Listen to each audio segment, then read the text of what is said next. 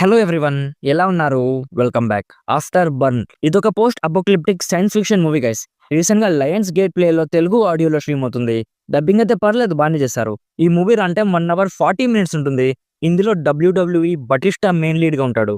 Recent గానే ఆయనది trap house అని ఒక మూవీ వచ్చింది. నాకైతే ఆ మూవీ అస్సలు నచ్చలేదు. చాలా అవుట్డేటెడ్ కాన్సెప్ట్ అనిపించింది. సో ఇది సైన్స్ ఫిక్షన్ మూవీ కాబట్టి డీసెంట్ ఎక్స్పెక్టేషన్స్ తోనే స్టార్ట్ చేశా. ఇప్పుడు నాకు ఎలా అనిపించిందంటే చెప్తా. అడల్ట్ కాంటెంట్ ఏం లేదు గైస్. మూవీ ఎండింగ్ లో ఒక లిప్ కిస్ సీన్ ఉంటుంది. అది ఓకే అనుకుంటే ఫ్యామిలీతో కూడా చూడొచ్చు. సో డీటెయిల్ గా ఈ మూవీ ప్లాట్ అండ్ రివ్యూ చెప్పేస్తాను. అంతకుముందు మీరు మన ఛానల్ ని ఫస్ట్ టైం విజిట్ చేస్తుంటే ఒకసారి కాంటెంట్ చెక్ చేయండి.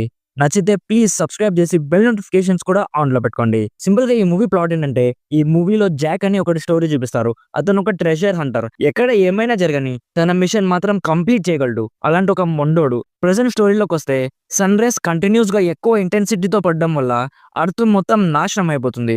సో ఇది జరిగిన 6 years తర్వాత మన హీరో ఇలాంటి ఒక పోస్ట్ అపోకలిప్టిక్ వరల్డ్ లో ఒక మిషన్ మీద యూరోప్ కి వెళ్తాడు.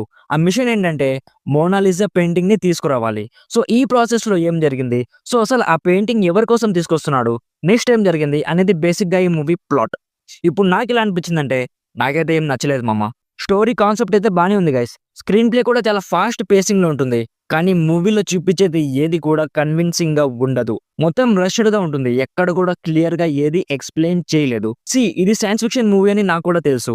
రియాలిటీలో ఇలా జరగదని కూడా తెలుసు. బట్ అట్లీస్ట్ బేసిక్ లాజిక్స్ అయినా కరెక్ట్ గా ఉండాలి కదా. విఎఫ్ఎక్స్ కూడా అసలు ఏమీ బాలేవు గైస్. చాలా ఆర్టిఫిషియల్ గా అనిపించింది. హాలీవుడ్ మూవీస్ లో మూవీ స్టోరీ బాలేకపోయినా కూడా అట్లీస్ట్ విఎఫ్ఎక్స్ CGI అయినా బాగుండేది అనిపించేది. బట్ ఇక్కడైతే అసలు ఏమీ బాలేవు గైస్. అన్ఫినిష్డ్ ప్రొడక్ట్ ని రిలీజ్ చేశారనిపించింది. కావాలంటే ఒకసారి జస్ట్ ఫైట్ సీన్స్ చూడండి, ఎంత ఆర్టిఫిషియల్ గా ఉన్నాయో మీకే అర్థమవుతుంది.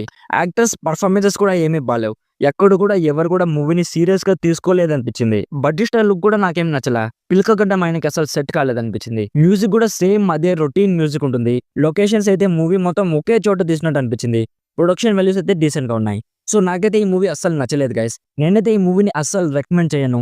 మీ వాల్యుబుల్ టైం ని ఈ మూవీ మీద అస్సలు వేస్ట్ చేసుకోకండి. ఓవరాల్ గా నా సైడ్ నుంచి recommended 40% as a boring and time waste experience. So ఇది guys Afterburn movie review. Already ఈ మూవీ మీరు చూస్తుంటే మీకు ఎలా అనిపించిందో కామెంట్స్ లో మాతో షేర్ చేసుకోండి. వీడియో నచ్చితే లైక్ చేయండి. మరిన్ని రివ్యూస్ అండ్ రికమెండేషన్స్ కోసం మన ఛానల్ని ఇప్పుడే సబ్స్క్రైబ్ చేసుకోండి.